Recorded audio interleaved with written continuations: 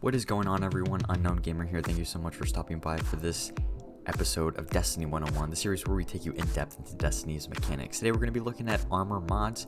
Last episode was about armor, so if you want to check that out, go to the playlist in the channel and you should be able to find it. But first, let's figure out, how do we get mods in Destiny? Well, getting mods is kind of easy in this game. If you want a specific mod, you can always go to the gunsmith each day and you can get a specific one for 10 mod components. For instance, this is the Wrath of Rasputin mod, which is actually really useful, so if you don't have it, I recommend picking it up.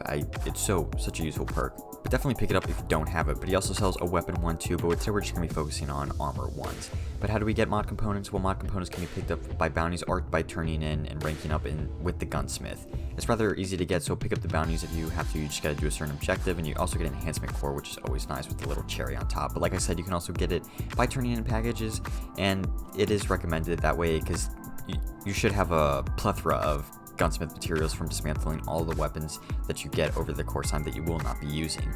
But in here, I believe I already have all the set loot pool mods that I could possibly get, so you're not going to see any drop here.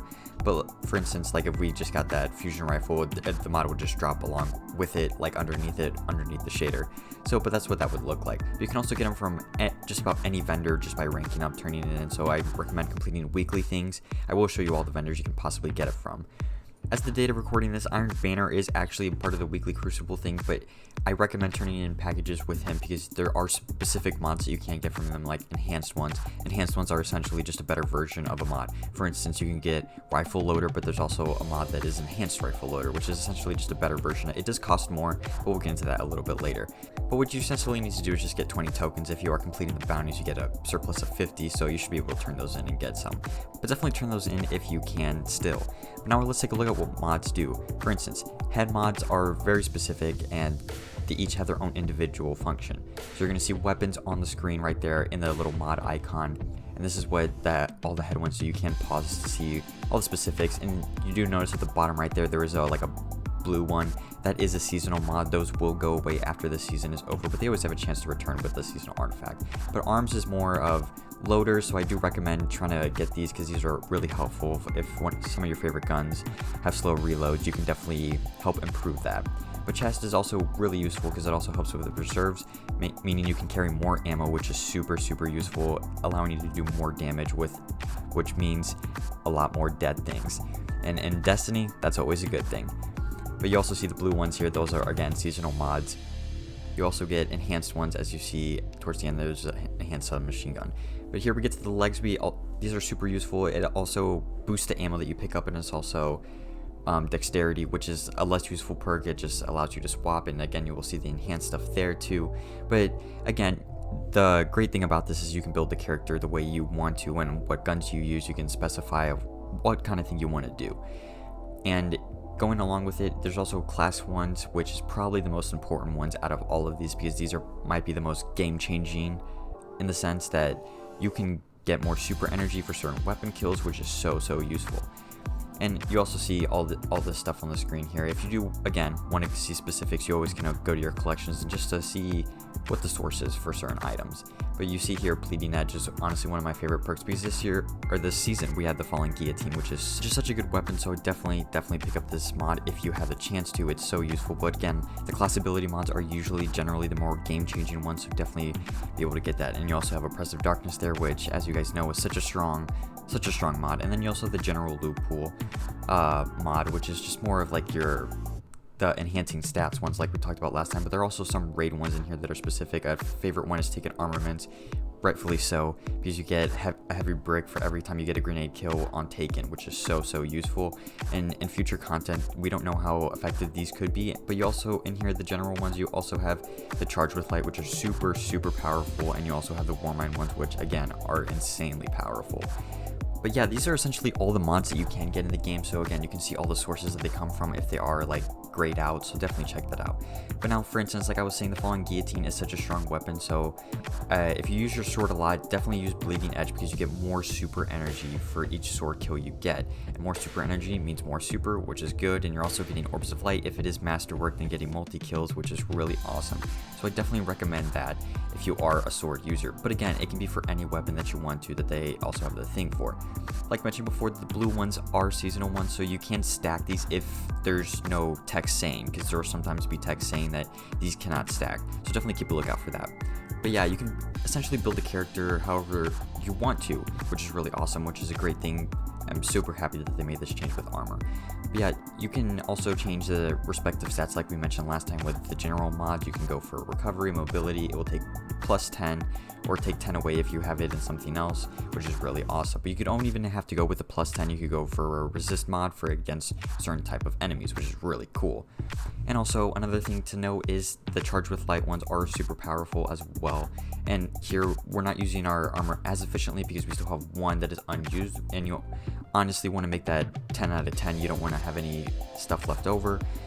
And also another piece I'm not using the most efficiently is because I have two blues, one here, they each cost one, which normally these would be a little bit more expensive, but since they're seasonal, they are going to be super cheap, which is awesome. So I'm taking advantage of that. So we're only using a total of 9 energy, and we don't need the 10, but we also get the bonus of masterwork.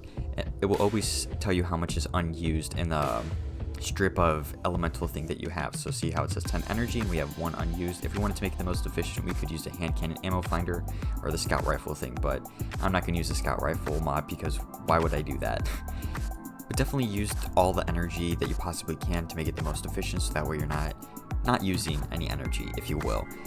But also just remember to use mods that will help you in Destiny. Don't just throw in mods that are unnecessary. So if you don't like playing on a void classes, don't go for Oppressive Darkness because it's just not worth it. The next thing we're going to tackle is armor affinity.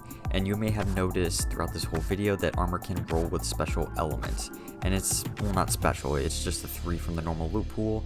But these are very important if you are looking for a specific build. If you've noticed throughout the video that there are certain mods that you can only put into certain armor pieces. There will be ones that are just have no icon, which means they can be slotted into anything. So definitely keep that in mind when you are planning to insert mods into your thing.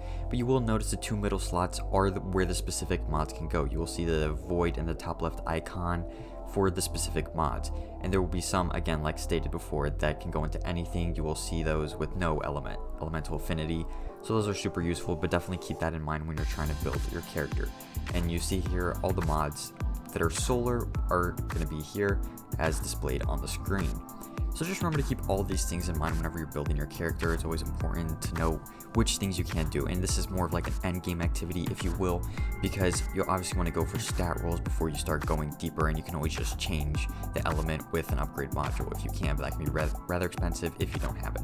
Another thing to note is that some of the seasonal mods like Charged with Light, for instance, are associated with certain elements. So here we have all the arc ones that are special with Charged with Light, so definitely keep that in mind, and these will only be for arc things. You can't switch them out for solar. There will be some obviously that are neutral that you can do whatever you want with, but just to keep in mind that if you are planning to use some certain mods, definitely try to go for a certain armor type, and it will be less of a headache in the future for you.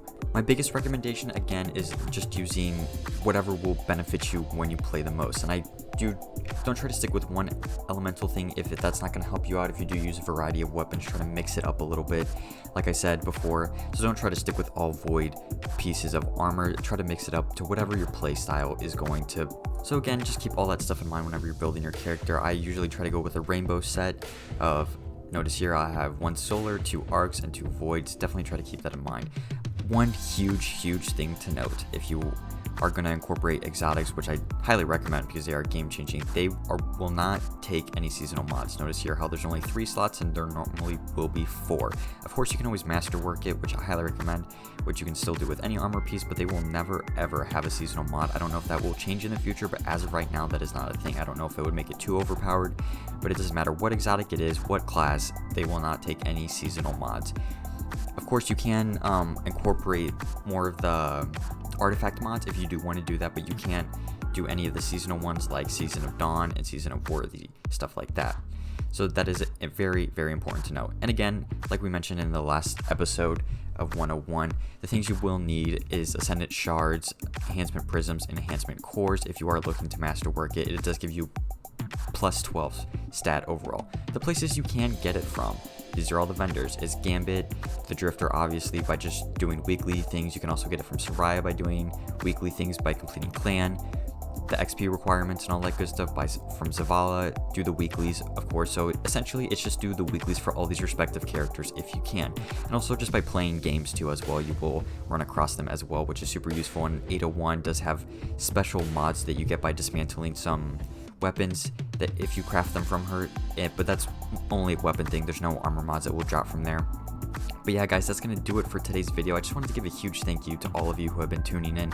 Recently hit 10,000 views on one of our videos, which is so awesome. If you guys are new, please feel free to subscribe. It really does help out. Like, you have no idea. We're in the early stages of the channel, but I just can't thank you guys enough for all the support that we've been getting. It's been insane, just truly insane. And I want to thank you guys so much. It's just been so freaking awesome. I'm so honored that you guys have been tuning in to watch. It really does mean a lot. But that's going to do it for today's video. If you guys did enjoy it, leaving a like is awesome. If you guys are new, feel free to subscribe if you are interested in any future content. And as always, have a good one and stay safe.